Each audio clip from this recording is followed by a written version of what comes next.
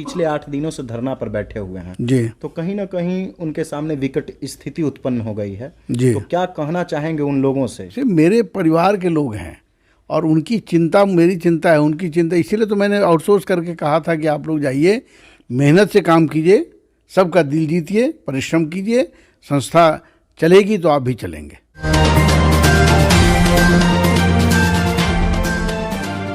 दोस्तों सब्सक्राइब करें और इस बेल आइकन को दबाएं और पाएं वीडियो सबसे पहले। नमस्कार, मैं हूं राजीव रंजन और आप देख रहे हैं जनादेश न्यूज। ज्ञान की स्थली नालंदा स्थित नव नालंदा महाविहार में पिछले 8 दिनों से नव नालंदा महाविहार में काम करने वाले दैनिक भोगी कर्मचारी धरना प्रदर्शन पर बैठे हुए हैं। आपको बताते चले कि इन कर्मचारियों का अपना कई मांग है। फिलहाल इस वक्त हमारे साथ नव नालंदा महाविहार के कुलाधिपति मौजूद हैं, उनसे हम बातचीत करेंगे कि आखिर दैनिक भोगी कर्मचारी इन्हीं के कैंपस में काम करने वाले आखिर इनके ही दरवाजे के समीप क्यों बैठकर पिछले 8 दिनों से धरना प्रदर्शन कर रहे हैं। सबसे पहले तो सर आपका धन्यवाद, नमस्कार। आपका शुभ नाम? मेरा नाम प्रोफेसर वैद्यनाथ लाभ, मैं कुलपति हूँ नव नालंदा महाविहार का और पिछले सितंबर 2018 में मेरी पदस्थापना यहाँ हुई थी 5 वर्षों के लिए। सर, नव नालंदा महाविहार में दैनिक भोगी कर्मचारी जो कार्यरत थे वो पिछले 8 दिनों से धरना प्रदर्शन पर बैठे हुए, आखिर क्या कारण है? 2006-07 के आसपास भारत सरकार ने एक नीति बनाई कि जितने भी दैनिक कर्मचारी हैं, दैनिक पारिश्रमिक पर, उन सब को आउटसोर्स किया जाए। और चूँकि हम लोग भारत सरकार संस्कृति मंत्रालय के अधीन हैं और इसलिए वहाँ से भी आदेश हुआ, जिसके पालन में थोड़ा विलम्ब अवश्य हुआ, क्योंकि ये आदेश खास करके जब दैनिक कर्मचारी लोग हैं, इन्होंने पीएफ की और अन्य सुविधाओं की मांग की, तो उन मांगों को लेकर के हम लोग मंत्रालय के पास गए, क्योंकि मंत्रालय ही हमें सारी 100% वित्तीय अनुदान देता है, दिशा निर्देश भी देता है और 100% वित्तीय अनुदान भी वहीं से मिलता है। इसलिए उन्होंने कहा कि आप इस मामले को जो हमारी फाइनेंस कमेटी है उसमें ले जाइए और उनके हिसाब से काम कीजिए। तो जब फाइनेंस कमेटी में हम लोग ले गए तो वहाँ पर बल्कि ये कहा गया कि आपने अभी तक क्यों नहीं किया, इतने दिनों तक जब सरकार की नीति बन चुकी है तो आपको जल्दी कीजिए, जल्दी करना चाहिए, और इनको कोई भत्ता हम लोग नहीं देंगे। इसलिए बल्कि अगर इनकी मांग है तो उनकी मांग को ध्यान में रखते हुए इसको सबको आउटसोर्स कर दीजिए जितना जल्दी हो सके, और आउटसोर्स करके आउटसोर्सिंग एजेंसी को ये शर्त लगाइए कि वो इनकी इन मांगों का ध्यान रखे। तदनुसार फिर हम लोग, चूँकि फिनांस कमेटी रिकमेंडेटरी बॉडी है, तो उसका निर्णय फिर जाता है होने के लिए बोर्ड ऑफ मैनेजमेंट में। बोर्ड ऑफ मैनेजमेंट में यह तय हो गया, वहाँ भी वही बात यथास्थिति रही, उसी निर्णय को रखा गया और कहा कि जल्दी से इसको आउटसोर्स कीजिए।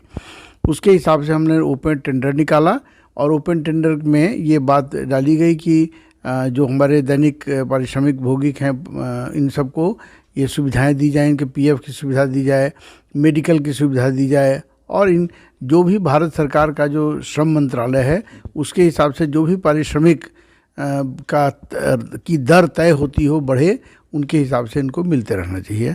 तो इन सबको हमने लिखित रूप से MOU साइन करके, जो आउटसोर्सिंग एजेंसी है, आउटसोर्सिंग एजेंसी, उनके साथ हमने लिखित रूप से अनुबंध कर लिया है। कब से ये लोग सर आउटसोर्सिंग से काम करने वाले थे? 1 नवंबर 2022 से। तो अभी तो सर ये लोग काम नहीं कर रहे हैं ना? हाँ, तो काम नहीं कर रहे हैं और ये बहुत ही विकट स्थिति है। अब हमारे रोल पर ये नहीं है। जी। और इनमें से कुछ लोगों ने, आउटसोर्सिंग एजेंसी ने भी सूचना निकाली थी अपनी तरफ से कि चूँकि आपकी सेवा हम लोगों को सौंपी जा रही है, तो आप अपना जो भी आप में से इच्छुक हो हमारे साथ काम करने के लिए, वो 1 नवंबर से अपना रजिस्ट्रेशन हमारे साथ करवा लीजिए।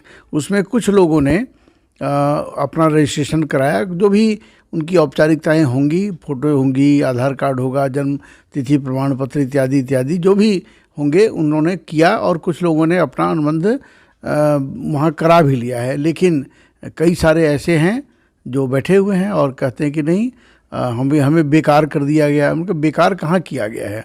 उनके बेकार होने से बचने के लिए ही तो उनको आउटसोर्स किया गया है, और जो उनकी मांगें थी उन मांगों का ध्यान रखते हुए उस आउटसोर्सिंग एजेंसी को ये कहा गया कि आप उनको दीजिए, और वो तैयार हैं देने के लिए। सर, आपके जो महाविद्यालय हैं उसमें काम करने वाले जो भी मजदूर हैं वो कहीं ना कहीं गरीब तबके के लोग हैं, और गरीब तबके के लोग ही मजदूरी का काम करते हैं, दैनिक जो भी कर्मचारी होते हैं जी, और वो लोग सर पिछले 8 दिनों से धरना पर बैठे हुए हैं जी, तो कहीं ना कहीं उनके सामने विकट स्थिति उत्पन्न हो गई है। जी। तो क्या कहना चाहेंगे उन लोगों से, क्योंकि वो लोग भी मानने को तैयार नहीं है और सर पे ही सारा थोपड़ा फोड़ा जा रहा है कि भाई उन लोगों ने हमारा जी पूरा सिस्टम को बर्बाद कर दिया, हम लोग भूखे मरने के कगार पे हैं। ये भूखे मरने के लिए खुद ही उत्तरदायी हैं वो। जब उनको एक विकल्प दे दिया गया कि वो एक दिन के लिए भी बेकार नहीं रहते, उनको एक दिन का भी पारिश्रमिक उनका ख़त्म नहीं होता, लेकिन जो खुद ही ऐसा निर्णय ले रहे हैं, आत्मघाती निर्णय ले रहे हैं कि हम अब महाविहार से उनको कुछ नहीं मिलने वाला है, और जो आउटसोर्स किया वहाँ वो जा नहीं रहे हैं, तो आखिर वो कहाँ रहे हैं वो? सर, आउटसोर्सिंग एजेंसी के द्वारा किसी प्रकार का कोई बाउंडेशन नहीं, कोई बॉन्ड, सारी शर्तें आउटसोर्सिंग एजेंसी हमारी मान ली हैं। जी, जो मैंने अभी आपसे बताया जी। कि उनको पीएफ की सुविधा दी जाएगी, उनको मेडिकल फैसिलिटी दी जाएगी, उनको रखा जाएगा, जी। अपना काम करते रहे। मान लो अगर काम करें कंटिन्यू करें। यानी जो लोग काम कर रहे थे मजदूर, वो यानी आउटसोर्स उनका नहीं, एजेंसी में उनकी लिस्ट हमने बाकायदा दी थी बाय नेम कि उनको रख लिया जाए ताकि कोई ऐसा ना गलती से छूट नहीं जाए। तो इतना हमने खुद ही, हमें अगर मानवीयता नहीं होती तो हम इनके लिए क्यों सोचते? हमने तो सोचा कि नहीं, इनके बेचारे हमारे साथ काम करते रहे, इनका घर का चूल्हा जले, इनके बच्चे पलें, इनको कोई दिक्कत नहीं हो, इसीलिए केवल अभी डायरेक्ट हम लोग देते थे, अब आउटसोर्सिंग एजेंसी देगी।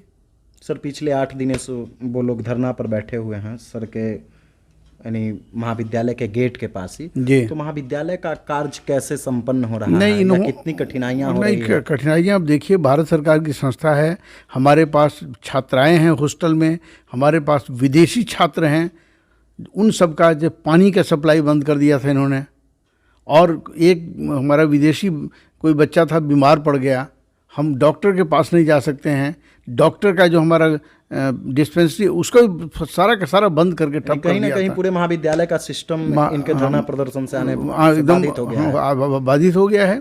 हम एक दिन ऐसा लगता है कि एक दिन पढ़ाई नहीं होगी तो क्या नुकसान होगा। जी। लेकिन महाविद्यालय के द्वारा तो उन मजदूरों पे FIR भी दर्ज कराया गया था शायद। जी, क्योंकि जब इस तरह का वो लॉ एंड ऑर्डर का अपने हाथ में लेंगे और हमारा काम नहीं करने देंगे, ये देखिए प्रजातंत्र में हर किसी को अभी अपनी अभिव्यक्ति की स्वतंत्रता है, प्रदर्शन भी कर सकते हैं, उसमें भाई हर आदमी का डेमोक्रेटिक राइट है, तो करें, लेकिन इस तरह से कि आप एक ब्लैकमेल करके कि आपको हम नहीं काम करने देंगे। हम कुछ लोग आए, हमारे आचार्यों को धमकियां दी कि हम आपको देख लेंगे, हम आपको कई झूठे केस में फंसाएंगे। तो इस तरह का जो ये चल रहा है, ये तो बड़ा खतरनाक मोड़ ले रहा है इस तरह का। और कुछ ऐसे तथाकथित इसमें जो नेता हैं, स्वयंभू नेता लोग, वो बिना बात को जाने सुने वो नारेबाजी में साथ देते हैं, वो पता नहीं क्या क्या बोलते हैं। तो कम से कम मैं तो ये इस विश्वास को उसके साथ चलता हूँ कि अगर आप नेता हैं, अगर आप नेतृत्व करना चाहते हैं, तो कम से कम जो पक्ष हैं उसमें इन्वॉल्व दोनों पक्ष को सुनिए, समझिए और अपने में निर्णय लेने की क्षमता रखिए।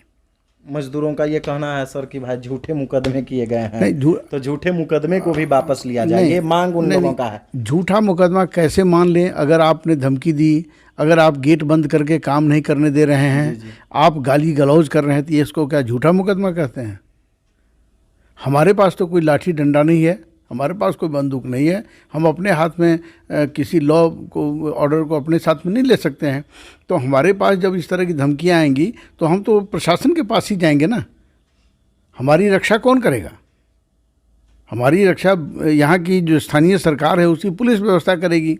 यहाँ के जो प्रशासनिक अधिकारी है वो, हम उन अपना दुख दर्द तो लेकर उन्हीं के पास जाएंगे ना। तो स्थानीय प्रशासन से क्या मदद मिला?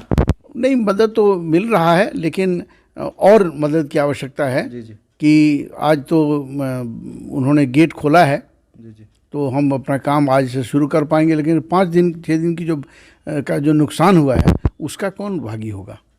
उसकी भरपाई यानी उसकी नहीं हो भरपाई पाएगी। जो विद्या, ऐसा लगता है कि एक दिन पढ़ाई नहीं होगी तो क्या फ़र्क पड़ता है, लेकिन उस विद्या वो 5 दिन में जो बच्चे हमारे पढ़ पाते, हमारा सिस्टम साथ चल पाता, वो तो नहीं चला। हमारे बच्चों के जो कई दिल्ली के में कुछ कहीं अप्लाई करना था वो नहीं कर पाए, जी जी। क्योंकि हमारा सिस्टम नहीं चल पा रहा है। कुछ लोगों की डेट्स ख़त्म हो गई तो उनकी भरपाई, वो क्या क्रिमिनल एक्ट नहीं है? क्या कहना चाहेंगे सर, वो जो धरना प्रदर्शन पर बैठे हुए हैं उनको कर्मचारी मैं हैं? बिल्कुल ही बहुत ही प्रेम से, मेरे परिवार के लोग हैं और उनकी चिंता मेरी चिंता है, उनकी चिंता, इसीलिए तो मैंने आउटसोर्स करके कहा था कि आप लोग जाइए और अपने आप को रजिस्ट्रेशन करा लीजिए, वहाँ पर काम करना शुरू किए, मेहनत से काम कीजिए, सबका दिल जीतिए, परिश्रम कीजिए, संस्था चलेगी तो आप भी चलेंगे, और आप संस्था अगर नहीं चलेगी तो आप भी नहीं चलेंगे। ये संस्था हमारी माँ है। जिस तरह से भारत हमारी मातृभूमि है, हम भारत माता की संतान है, उसी तरह से ये संस्था हमारी माँ है, और उसी माँ के सब संतान हैं। सब संतान हैं।